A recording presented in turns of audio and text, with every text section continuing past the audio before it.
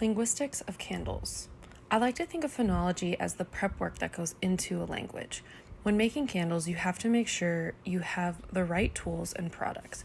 Deciding what kind of products and tools to use and when to use them is a major part of candle making process. If used incorrectly, it could mess up the whole thing. Fragrance oils are the morphemes of candles. You can add more than one fragrance oil together to change or enhance the scent. Some oils are good on their own. These would be considered the free morphemes, but others don't smell that great alone. These would be considered the bound morphemes. Just as you could add morphemes on top of morphemes, you can add fragrance oils on top of more fragrance oils, though it might not start to smell that great. This is similar to when you add more morphemes to words, sometimes it makes them harder to pronounce.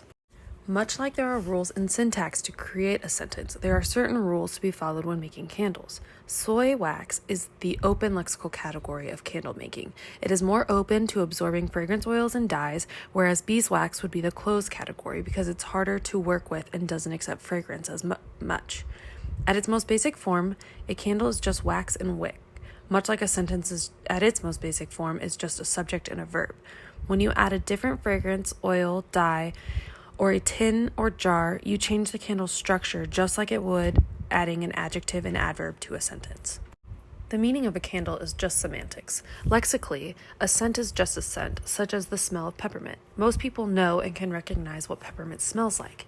When and where you use the candle gives it its compositional meaning or purpose. Burning a peppermint-scented candle during a holiday party and burning it while soaking in a hot bathtub contextually have two different meanings. You have holiday spirit or relaxation. Discourse goes above and beyond being a candle. It's about connection and context. The completed candle, label and all, is the discourse. Within the discourse, there is a speech act theory, saying language performs actions. I believe candles do the same thing. A candle in a person's possession would say, I like candles. This is a locutionary act. The fragrance choice of a candle, whether purchased or gifted, says, I like this candle, an illocutionary act. What happens and how a person feels or perceives the fragrance while burning the candle could bring up a specific memory, remind them of a person, or just put them in a different mood. This would be a perlocutionary act. Candles in linguistics are all about structure, but if you look closer, they are more than that. And there are many more components of both that work together to create something wonderful.